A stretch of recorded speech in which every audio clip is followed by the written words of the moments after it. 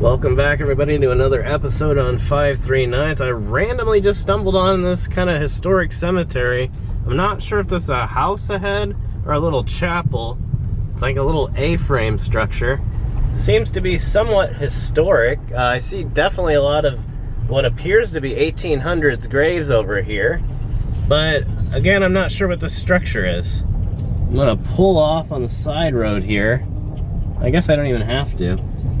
Well, I don't know. Oh no, this is someone else's. So this is known as the Bauer Cemetery. I don't see what year it was established. I'm sure that we'll find out here pretty quickly how old the graves are here, but it looks like mid-1800s. Very interesting, and yeah, kind of in a very public, very busy place. Another one that looks like it probably got saved at some point because it almost looks like, kind of looks like the roads have been diverted for it. Not 100% sure on that though.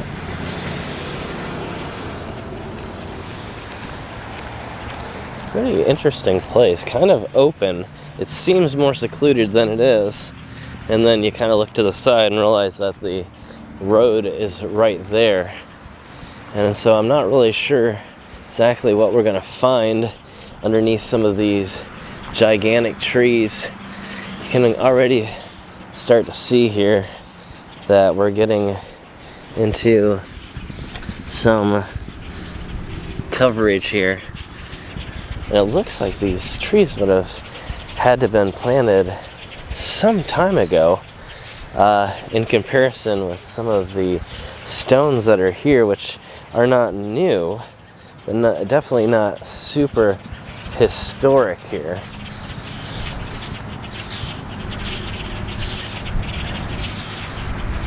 But if we walk further back, it actually gets more and more historic. And you can tell by the style of the graves when we start to get back here. You can see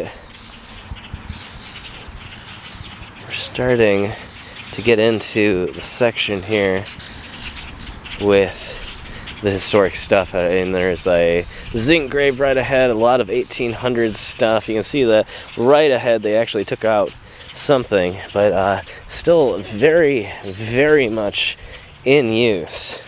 And this is interesting. Never seen them actually do an inlay of a veteran marker like that. This place is actually a little bit larger than even what I was thinking. I do believe if we go down this row here, we should start getting into a lot more. Yeah, you can see 1821 to 1877. Chester Bowen seems to be the Bowen section here.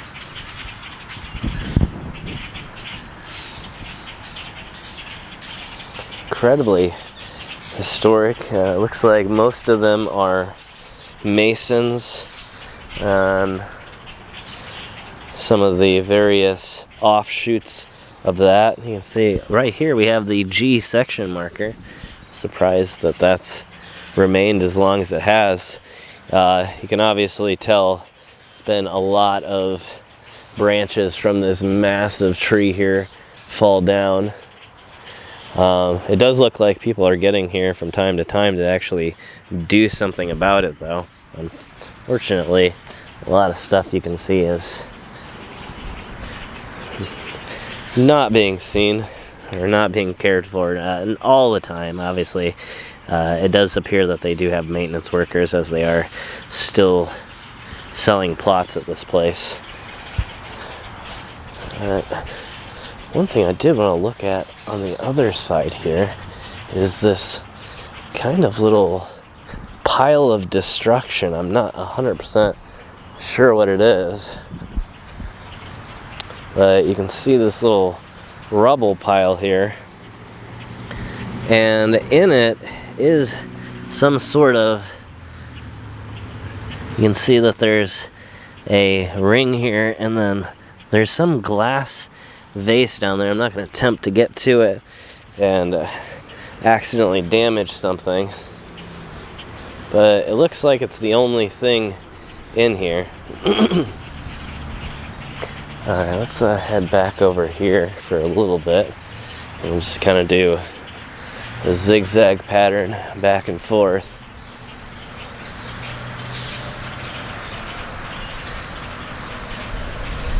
A very historic 1853 to 1901,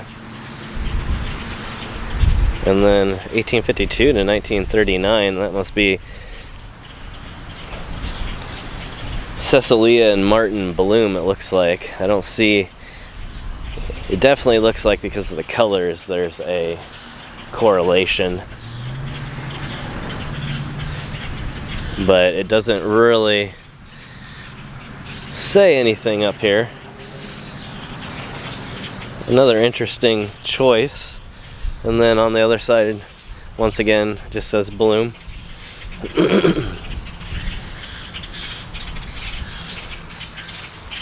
It's a little bit easier to read these. Looks like Margaret Fisher, 1898 to 1947 there. And Margaret Carpenter. Huh.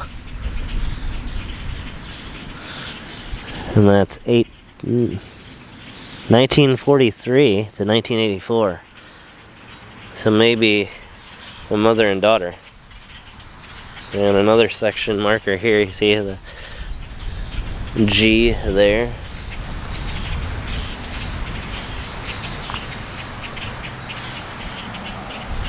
This one has seemingly a lot of writing on it.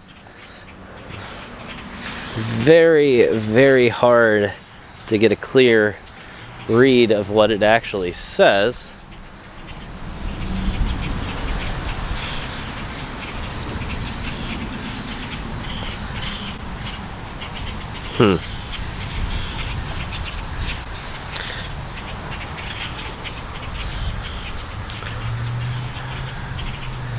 And yeah, I don't know.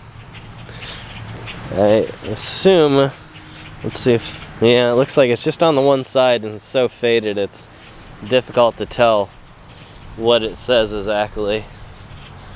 And then mixed in is quite a few new ones, so I'm trying to be respectful of those. Job Grubb here, and Phoebe Grubb, 1860 to 1946 and 1850 to 1919 for Job there. Again, pretty historic.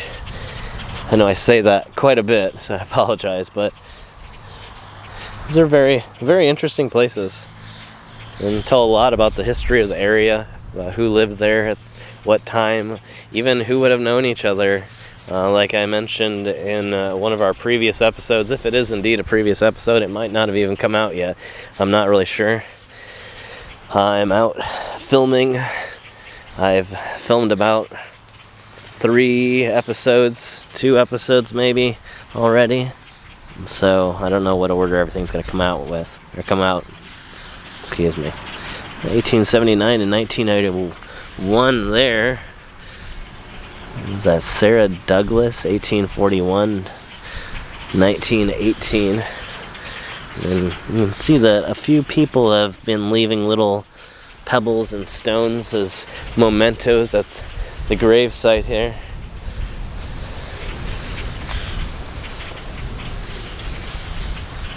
Lots of 1860s births here. And some clear signs that there's been a little bit of restoration work done here. They have adhered this top section of this memorial here back down to the bottom that it probably inevitably fell off of after years of erosion below. And so it's good to see that people are getting out here and doing some projects, fixing things up a little bit. I think this one up here is going to be a pretty new one. It looks like we got obviously enough historic stuff in this row though, so we'll take a risk here and maybe check it out. It's like 1888 or 1883.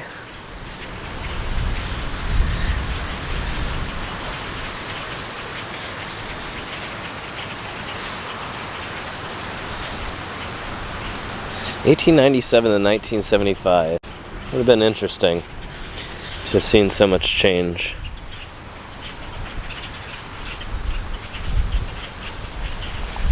And I'm not really sure if this is a section marker here or what exactly it is.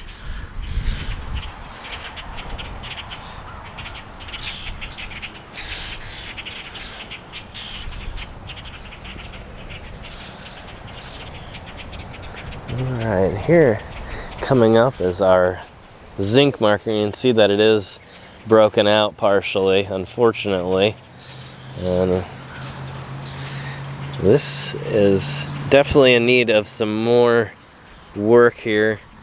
I don't know if it originally was not even when they tried to restore it, or if they just didn't really know how, but definitely is not looking as great as it used to. 1870 there, pretty historic one there. And here is one that has had the top section actually broken off. Maybe fell down and got buried somewhere along the ground. There is no real sight of it anywhere that I can see. And I'm having a real hard time with the date. I think it might see 1888. I've been seeing a lot of 1888s today. I don't know if there was some sort of disease that went on in 1888. Some sort of epidemic or something, I don't know. And here is our metal zinc marker here. You can see they have individual little panels that can be screwed on, and obviously this one has fallen, or not fallen, but been broken out. And you can see that there actually has been some modern day people hide some alcohol bottles and things in there too, just like it was done during the age of Prohibition. And so it's kind of interesting. And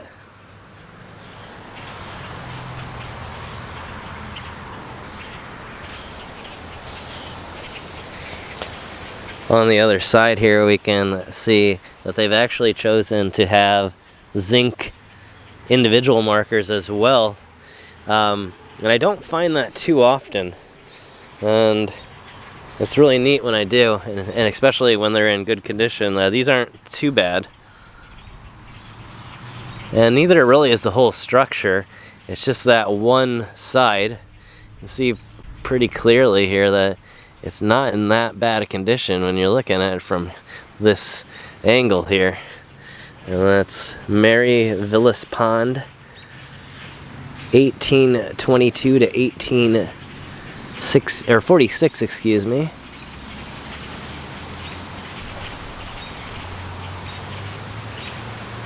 And it looks like they actually passed away. Oh no, married to in 1846 to Arthur Taylor. And then it actually, okay, so it only says the date of death here in 1900. It's interesting that they actually tell a bit of their life story here, so it's kind of cool. And there's Arthur Morehouse Taylor, born 1817. You can see him there in Vermont. He was married to Mary. And then his actual date of passing is actually on here, 1895. That's interesting. I wonder what originally would have been over here then. It's kind of difficult to guess at this point. It might just have been some more imagery or something like that, but you can see down here Arthur 1817 to 1895, once again with a zinc marker. So very interesting. Wow, this place actually might be big enough to do a several part series. I don't even know if I'm gonna film it all today or if I'm just gonna give up and come back, because I'm not. It looks really nice out for the moment.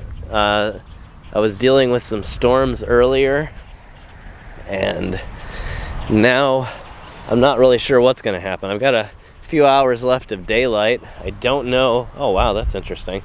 I don't know when this place closes. It doesn't say that when, but obviously I think most cemeteries in this area, by local ordinance, are all closed at sunset. So you can see a bunch of dates here: 1873 to 1884, 1875 to 1881. No names. They may be on the other end. And I found this is really interesting. I hate to say this, but this is a very expensive Japanese maple tree here that somebody clearly has just purchased. You can see that it still has, yeah, this is a $70 tree here that somebody has, not that there's anything wrong with it, I just find that very interesting. I just saw one of those the other day at a nursery and was actually thinking of picking one up myself. So it's interesting that it's made its way all the way here.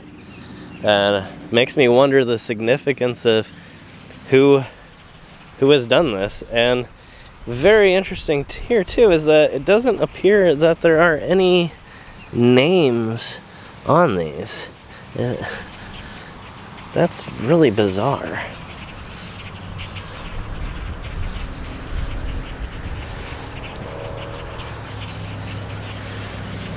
Huh. So we have James. Oh, that's really Hazlitt, maybe? It's very difficult to read. And then we come over here, and then we just have literal dates. Now, these must be just unknown people. 1852 to 1884, 81, 81, 71, 1871 to 1871. So that these two are definitely children, infants. But okay, whoa, okay, maybe I'm seeing it wrong. There is actual, it looks like names inscribed in the top here, but it does not appear to be very legible. I can't really make out what they are. And then clearly here, I would guess this would be the mother and the father here, James being the father, and then our unknown grave here as the mother.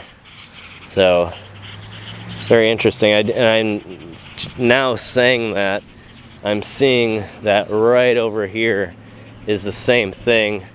You can see a large stone here, and then the same style here, 1865 to 1884, with a name on top. And it looks like they had another son that passed, and they went with a different style for that. 1885, 95, I can't really tell. There's a little bit of damage there. Looks like 85 though. And then on down here, we have yet another. It looks almost like this might have been a shorter stone.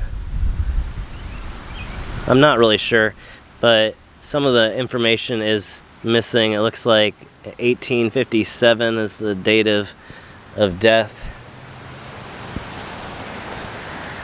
So pretty interesting. Huh.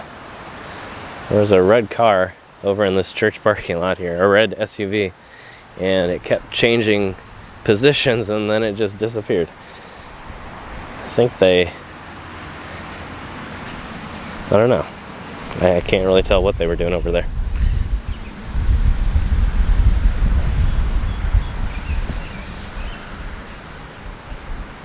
Let's see, 1875. It's kind of hard to tell the last name.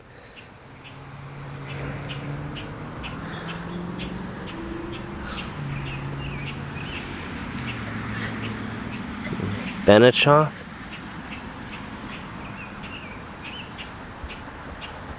Okay. Very, very loud cougher.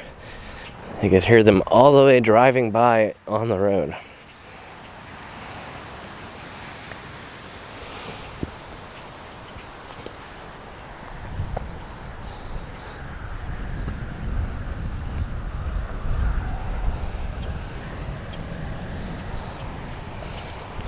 Yeah, we've been in here now for a minute.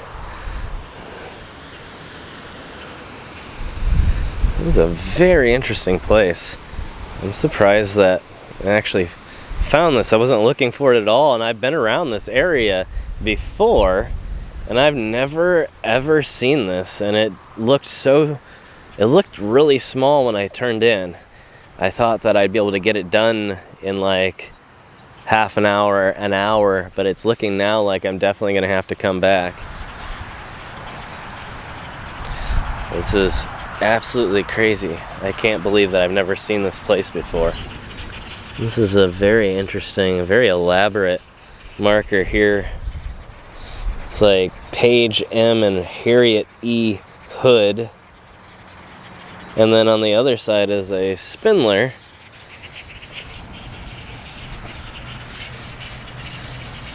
With a Sonora M 1882 to 1946, and then Samuel 1877 to 1947. I'm wondering what it must have been, maybe a daughter that got married and they chose to be buried right next to them. I don't know. I'm not really sure. You can see that clearly these two were the older original couple there, and then we have Paige and Harriet over here. So very interesting. A beautiful tree here too. I love that bark.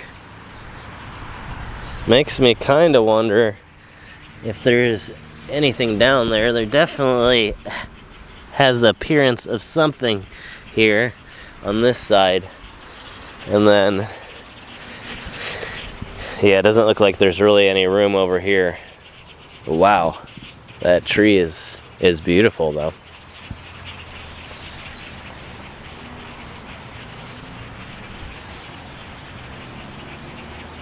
Almost has the bark of like a Chinese birch.